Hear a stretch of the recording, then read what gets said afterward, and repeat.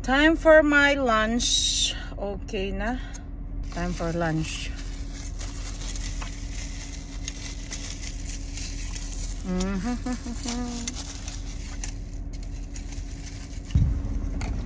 Alright guys, kain tayo.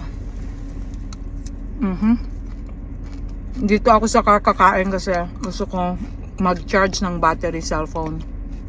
Ayun, chicken sandwich. Wow, very good.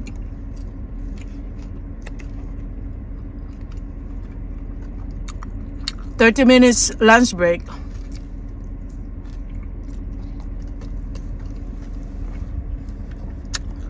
Pero mabilis ang 30 minutes lang. Sobrang bilis.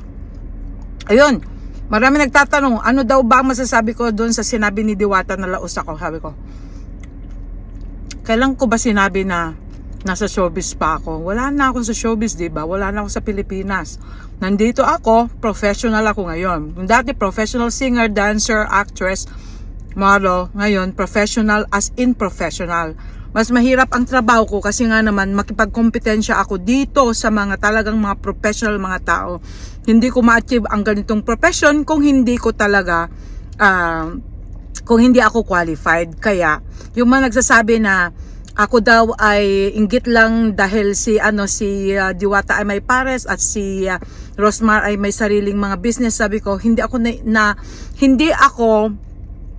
naiinggit sa mga ganon kasi ako mas mataas kung ano yung mga position ko dito, 'di ba?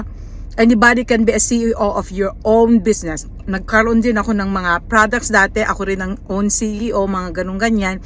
Nagkaroon din ako ng showbiz career, nagkaroon din ako ng chicken business, paresan, may pares din ako dati doon sa 'di ba?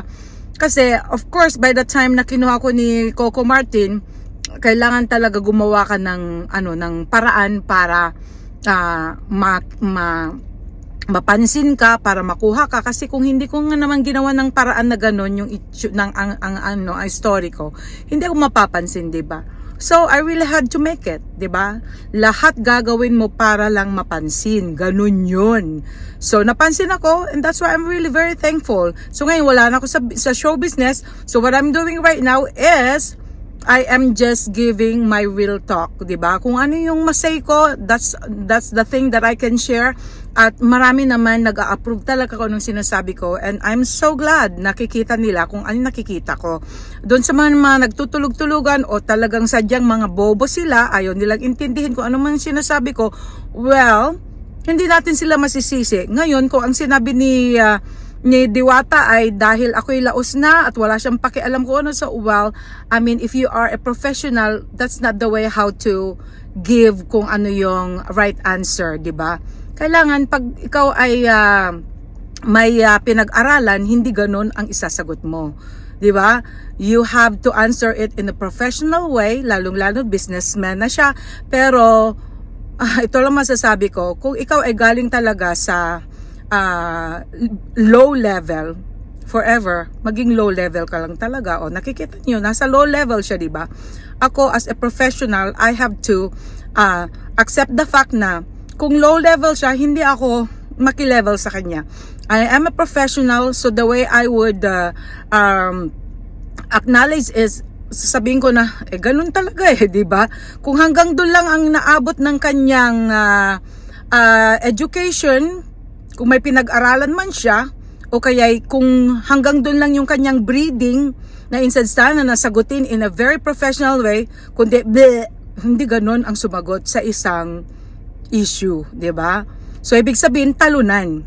Kung ganun ang sagot ng isang tao na ay wala akong pakialam sa kanya o kay ganun, he is a loser. That's all I can say. All right? Basta ako, I am giving up my my brain right here, my ideas o kaya kung anong issue, I'm just sharing kung ano yung pananaw ko din bilang professional. All right.